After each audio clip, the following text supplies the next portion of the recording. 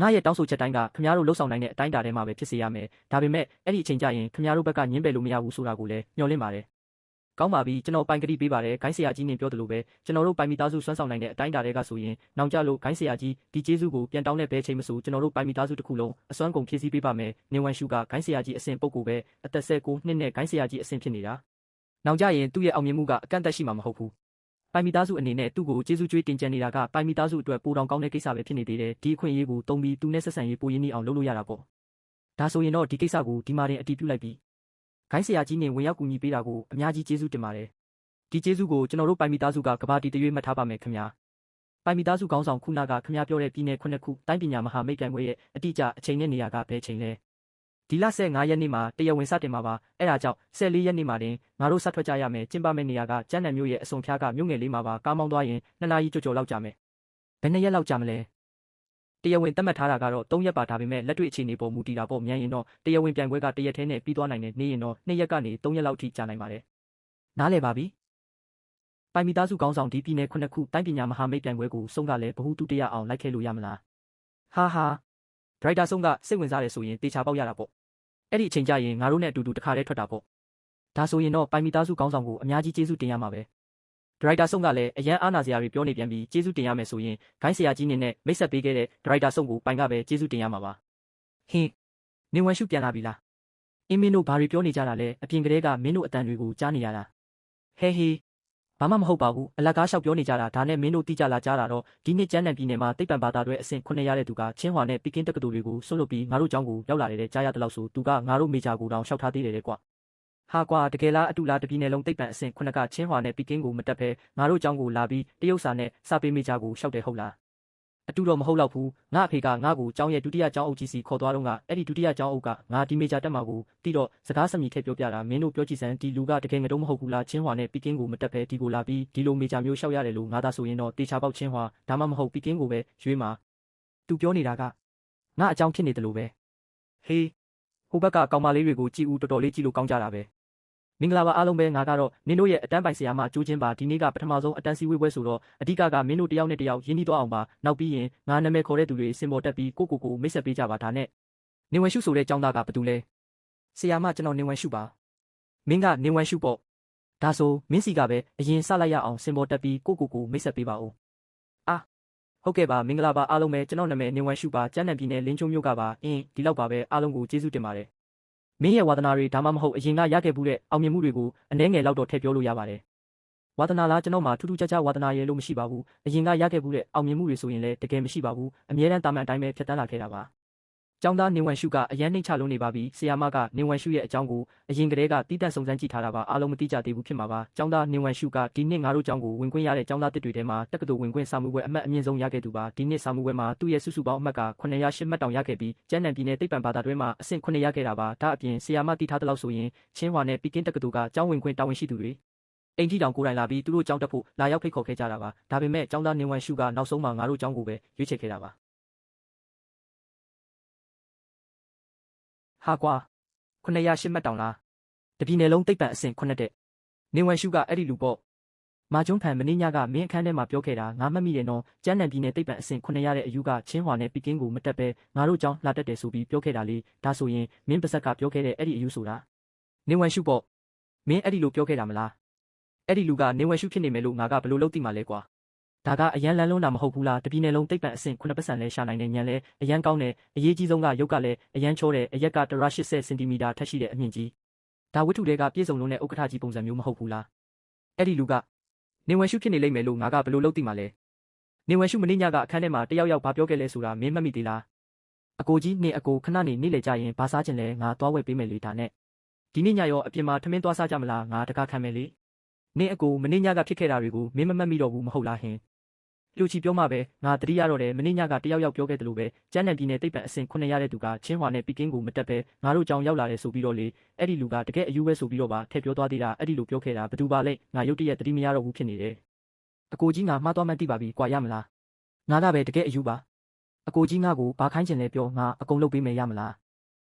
ဒါဆိုရင်မင်းတလားစာအခန်းရဲ့အိမ်သာဆေးရမယ်အဲ့ဒီလိုဆိုရင်တော့အဲ့ဒီစကားကိုဘယ်သူပြောခဲ့လဲဆိုတာငါတတိယချင်မှရတော့မယ်ရတာပေါ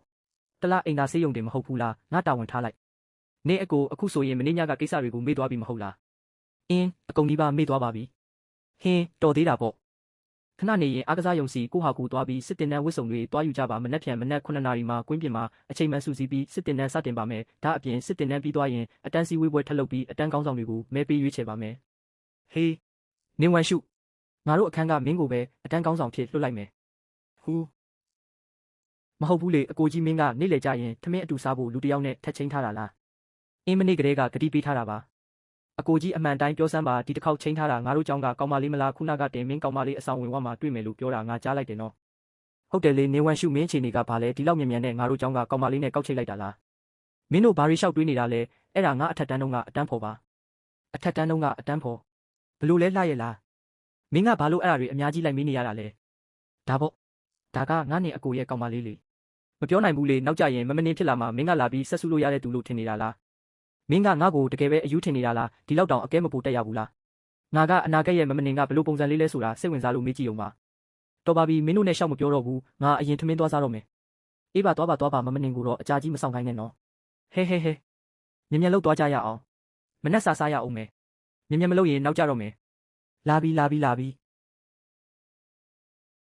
တတိခြေလမ်းမှန်လှမ်းတတိရက်တာနဲ့ခြေလမ်းမှန်လှမ်းရတာကငါအတွက်တော့တကယ်ကိုလွယ်ကူလုံးပါတယ်အားလုံးမိနစ်30ရေတိုနားမယ်14ရက်နေ့ကျရင်ပြည်နယ်9ခုတိုင်းပညာမဟာမိတ်ပြိုင်ပွဲကိုတွားပြန်ရတော့မယ်အတန်းပိုင်ဆရာမစီမှာကြိုပြီးခွင့်ရက်အနှဲငယ်တောင်းထားမှရမယ်ဟူး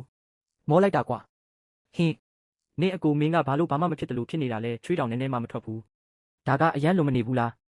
းငါကဒါကိုသတိမထားမိလိုက်ဘူးပဲငါရဲ့ကြင်ကြံမှုအစင်းနဲ့ဆိုရင်ပုံမှန်အားဖြင့်ချွေးမထွက်တာတဘာဝပဲလေခဏနေကြရင်ချွေးတချို့ထွက်လာအောင်တမင်လို့ယူမရမယ်မဟုတ်ရင်လူတကာသတိထားမိသွားလိမ့်မယ်ငါကမူလကတည်းကချွေးထွက်ရခက်တဲ့ခန္ဓာကိုယ်မျိုးရှိတာပါလေ့ကျင့်ခန်းအရန်ပြင်းထန်လုံးမှပဲချွေးထွက်တာပါပုံမှန်ပါပဲဒီလိုခန္ဓာကိုယ်မျိုးလဲရှိတာလာ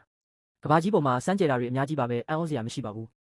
နင်ဝမ်ရှုတကယ်ပဲနင်ဖြစ်နေတာကိုစစ်တင်တန်းဝစ်စုံဝစ်ထားတာတော်တော်လေးချောတာပဲခုနကအဝေးကနေမြင်ရတော့ကနင်မန်းတောင်မမှတ်မိဘူးနင်တို့အတန်းကဟိုဘက်မှာစစ်တင်တန်းဆင်းနေတာလားအင်းဟုတ်တယ်နင်အကိုဒီတယောက်ကမမှတ်နေမလားဒါကမေးနေစရာလိုသေးလို့လားလုံးဝအကဲမပိုတတ်ဘူးပဲ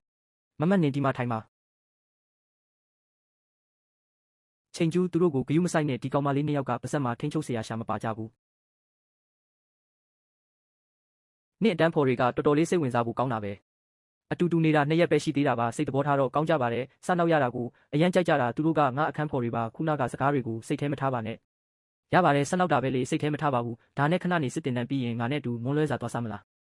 ရတာပေါ့ဒါဆိုသဘောတူပြီနော်ပြီးရင်ငါ့ကိုခဏဆောင်ပါငါအရင်သွားပြီးအတန်းစုလိုက်အောင်မယ်သွားလေမနေ့ကနေ့လေတုန်းကမင်းငါတို့နဲ့ထမင်းမစားတာမဆန်းတော့ပါဘူးမမနေနဲ့ချိန်ထားတာကိုမမနေရဲ့ရုပ်ရည်ကတော့လုံးဝကြောင်းလာဖေးမှအဆင်ပဲဟုတ်တယ်မမနေကအရန်လာတာမင်းတို့နှစ်ယောက်အတူတူထိုင်နေတာကြည့်ရတာအရန်လိုက်ဖက်တာပဲဒါပေါ့ကြီးချန်အောင်အဲ့ဒီလိုပြောနေတာပဲနေအကိုမင်းမြန်လေးစူးစမ်းပြီးမမနေကိုအပိုင်သိမ့်လိုက်တော့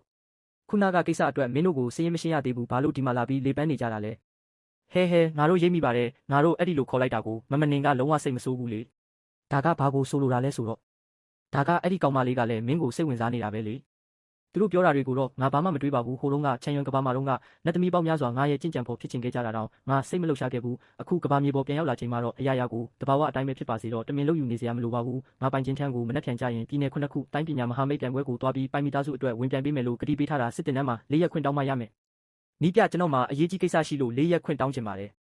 4ရက်တောင်ခွင့်တောင်းမယ်ဟုတ်လားစစ်တင်တန်းတစ်ခုလုံးမှာခွဲလာပဲရှိတာဒီခွင့်ကိုငါမပေးနိုင်ဘူးမင်းမှာဘာအရေးကြီးကိစ္စရှိလို့ဒီလောက်အကြာကြီးခွင့်တောင်းရတာလဲကျွန်တော်မှာတကယ်အရေးကြီးကိစ္စရှိလို့ပါစိတ်အေးထားပါအတန်းရဲ့စစ်တင်တန်းရလက်ကိုလုံးဝထိခိုက်မခံပါဘူးလို့အာမခံပါတယ်မရဘူးဒီလိုစည်းကမ်းမရှိဘူးလူတိုင်းသာမင်းလိုလာပြီးခွင့်တောင်းနေကြရင်စစ်တင်တန်းလေ့ကျင့်လို့ရတော့မလားမင်းဒီလောက်တင်ရှိတဲ့ပင်ပန်းတန်ကိုတော့မခံနိုင်ပဲပြင်းကျင်လို့အကြောင်းပြချက်ရှာနေတာလို့ပဲငါမြင်နေမင်းတို့ရဲ့ဒီလေ့ကျင့်ခန်းပမာဏကငါတို့စစ်တီတစ်ခွဲရဲ့အခြေခံလောက်တောင်မရှိဘူးဒီလောက်ပင်ပန်းတာလေးတောင်မခံနိုင်ကြဘူးမင်းတို့တက္ကသိုလ်ကျောင်းသားတွေကအရန်အလိုလိုက်ခံထားရတာပဲနီးပြကျွန်တော်ကိုပြင်းတယ်အလိုလိုက်ခံထားရတယ်လို့ပြောတာကနည်းနည်းလွန်သွားပြီးကျွန်တော်ခွင့်ရဖို့ဘာလို့ရမလဲဆိုတာကိုပဲတိုက်ရိုက်ပြောပါငါတို့လောင်းကြီးထက်မလားနီးပြကစံတက်မှတ်ချက်တစ်ခုတက်မှတ်လိုက်ကျွန်တော်မပြင်းပဲပင်ပန်းတန်ခံနိုင်နေဆိုတာတက်တည်ပြနိုင်ရင်နီးပြခိုင်းသမျှအကုန်လုပ်ပြမယ်ကျွန်တော်လုပ်နိုင်ရင်ခွင့်ပေးမလုပ်နိုင်ရင်နောက်တစ်ခါခွင့်တောင်းတဲ့အကြောင်းလုံးဝမပြောတော့ဘူးဘယ်လိုလဲမင်းတေချာလို့လားတေချာပါတယ်ကောင်းပြီ ငါလည်းမင်းကိုအနိုင်မကျင့်ပါဘူးငါတို့တပ်ဖွဲ့ရဲ့အခြေခံစံချိန်စံညွှန်းအတိုင်းပဲလုပ်ကြစို့ကွင်းပြင်ကို25ပတ်ရေအောင်ပြေးရမယ်အတိအကျ10ကီလိုမီတာပဲပြေးပြီးရင်တိုက်အခါ900ထိုးရမယ်ဒီတိုက်အခါ900ထိုးရမှာကတာမန်တိုက်ထိုးတာမဟုတ်ဘူးနော်ပုံမှန်လက်နှစ်ဖက်တိုက်အခါ100လက်တီးစုပ်တိုက်အခါ100လက်တစ်ဖက်တည်းတိုက်အခါ100လက်ညှိုးနှစ်ဖက်တည်းနဲ့တိုက်အခါ100ပြီးရင်အလေးချိန်ပါတဲ့တိုက်အခါ100ထပ်ဖြစ်ရမယ်အလေးချိန်ပါတဲ့ပစ္စည်းမရှိရင်ကိုအလေးချိန်ပေါ်တဲ့ကောင်းမလေးတစ်ယောက်ရောက်ကိုကြောပေါ်တက်ထိုင်ခိုင်းလိုက်မင်းကိုအနိုင်ကျင့်တယ်လို့မပြောရအောင်ငါပါမင်းနဲ့အတူတူပြိုင်ပေးမယ်ဘလို့လဲစိန်ခေါ်မှုကိုလက်ခံရဲ့လားငါကဘာများခက်ခက်ခဲခဲရှိမလဲလို့10ကီလိုမီတာပြေးပြီးတိုက်ခါ900ထိုးရရုံမလားစမ်းမဟုတ်ပါဘူးနီးပြစကားတွေဖို့ပဲညှော်လင့်ပါတယ်ကျွန်တော်ပြီးအောင်လုပ်ပြရင်ခွင့်ပေးလိုက်ပါမင်းကတကယ်စိန်ခေါ်ချင်တာပေါ့ဘာလို့မစိန်ခေါ်ရမှာလဲဒါကငါအတွက်တော့စိန်ခေါ်မှုလို့တောင်ခေါ်လို့မရပါဘူးကောင်းပြီတက်တီတော့ရှိတာပဲခဏနေရင်တော့လက်လျှော့ပါပြီဆိုပြီးငိုယုံမအောင်ဖို့ပဲညှော်လင့်ရတာပေါ့ဟာကွာနေအကူကတော့တကယ်ကိုအထာကျတာပဲနီးပြနဲ့တောင်လောင်းကြီးထက်ရဲတယ်10ကီလိုမီတာပြေးရမယ့်အပြင်တိုက်အခါ900တောင်ထိုးရမှာအလေးချိန်ပါသေးတယ်ဒီအခက်ခဲကအရန်လွန်နေပြီနင်းအကူကတကယ်ပဲလက်ခံလိုက်တာလားအခုပဲစလိုက်ရအောင်ရတာပေါ့စပြီနင်းအကူစူးစမ်းထားဇန်ကြီးကြားတယ်မလားမင်းတန်းတွေကចောင်းသားတွေကမင်းကိုအပြတ်တက်နိုင်အောင်လုပ်မယ်လို့អော်နေကြပြီတကယ်ကြီးရှုံးသွားပြီးငါတို့တပ်ဖွဲ့ရဲ့မျက်နှာကိုမပြတ်စေနဲ့နော်ဖြစ်နိုင်ပါမလားကွာငါကတပ်ဖွဲ့ရဲ့စံပြစစ်တီပဲကိုအရန်ကြီးလူတွေကိုအံ့ဩသွားအောင်လုပ်လို့မဖြစ်ဘူးအချိန်ကိုနည်းနည်းလေးထိန်းထားမှရမယ်ဇန်ကြီးဒီចောင်းသားကတော်တော်မဆိုးဘူးပဲ2ကီလိုမီတာပတ်ပြီးအချိန်လဲနည်းနည်းမှမလျော့ဘူးအသက်ရှူတာလဲအရန်တည်ငြိမ်နေတက္ကသိုလ်ចောင်းသားတယောက်အတွက်တော့အရန်ကိုရခဲ့တဲ့အရေးချင်းပဲတကယ်မဆိုးတာတော့အမှန်ပဲဒါပေမဲ့အခုမှ9ပုံတပုံပဲရှိသေးတယ်ကျန်တာကိုတော့စက်ကြည့်ရအောင်မယ်ဒီကောင်လေးကတော်တော်လေးဟုတ်နေပါလား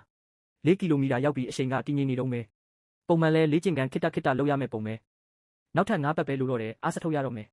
သူ့မှာအားဘလောက်ကြံသေးလဲဆိုတာငါကြည့်ရသေးတာပေါ့ဒီကောင်လေးကအခုထိလိုက်နိုင်တော့မယ်လားဘာလို့နည်းနည်းမှမမောရတာလဲတူလောနဲ့သူ့တစ်လျှောက်လုံးအားကုန်မထုတ်ခဲ့တာများလားနေအကူကတော့တကယ်အထာပဲဟဲ့နေအကူကတကယ်အထာပဲ10ကီလိုမီတာပြေးပြီးကစားပဲရှိသေးတာအသက်တောင်မရှူရင်အရန်ထူးဆန်းနေလိမ့်မယ်ဇန်ကြီးမင်းတော့တကယ်မျက်နှာပြက်ပြီးဟေးတက္ကသိုလ်ကျောင်းသားတယောက်ကိုတော့မနိုင်ပါလား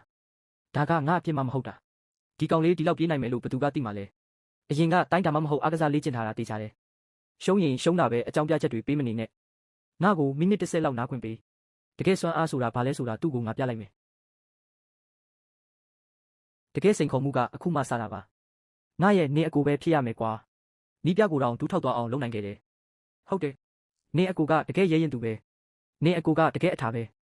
10ကီလိုမီတာကိုတကယ်အပြီးပြေးနိုင်လိမ့်မယ်လို့မထင်ထားဘူးငါမင်းကိုအထင်သေးမိသွားတာပဲဒါပေမဲ့နောက်လာမယ့်တိုက်ထိုးပွဲကတော့ဒီလောက်မလွယ်ဘူးနော်မိနစ်30နားတာလုံလောက်ပါပြီအခုပဲစလိုက်ရအောင်ရပါတယ်တိုက်အခါ900မိုးလို့လားအစမ်းမဟုတ်ပါဘူးအစမ်းမဟုတ်ဘူးဟုတ်လားခဏနေရင်လေဒီလိုအေးဆေးတည်ငြိမ်နေနိုင်ပါစေလို့မျှော်လင့်ရတာပေါ့လူငယ်လေးမင်းသားဒီတိုက်အခါ900ကိုတကယ်ပြီးအောင်ထိုးနိုင်ရင်ဇန်ကြီးကိုမင်းအတွက်စစ်တင်တန်းစံပြစုရှောက်ပေးခိုင်းမယ်ဟုတ်တယ်မင်းသားတကယ်ပြီးအောင်ထိုးနိုင်ရင်စစ်တင်တန်းစံပြစုကမင်းအတွက်ပဲစံပြစုကတော့ကျွန်တော်အတွက်အရေးမကြီးပါဘူးနီးပြကခွင့်ပေးမယ်ဆိုတဲ့ကတိကိုမှတ်မိနေရင်ရပါပြီပြဿနာမရှိဘူးစကြတာပေါ့10ကီလိုမီတာပြေးပြီးမိနစ်30နားရုံနဲ့တိုက်အခါ90ကိုတစ်ဆက်တည်းအသက်ပင်မရှူပဲထိုးနိုင်တယ်ဟုတ်လားဒီကောင်လေးမှာတကယ်ပဲအစွမ်းစားရှိတာပဲဇန်ကြီးမင်းကသူ့ထက်ခြေတလန်းနောက်ကျသွားပြန်ပြီဒါပထမဆုံးအစုံပဲရှိသေးတာနောက်ထပ်4စုံကျန်သေးတယ်ဘယ်သူနိုင်မလဲဆိုတာမသေးချာသေးဘူးမင်းတို့2မိနစ်နားပြီးရင်ဒုတိယအစုံလက်တီးစုပ်တိုက်ထိုးပွဲကိုဆက်မယ်နင်းအကူကအရန်တော်လွန်းတယ်ဆက်ပြီးစူးစမ်းထားနီးပြကိုအပြတ်တက်နိုင်အောင်လုပ်လိုက်မနာတော့ဘူးဓာတ်ရိုက်ဆက်လိုက်ရအောင်အင်းရပါတယ်ပြဿနာမရှိဘူး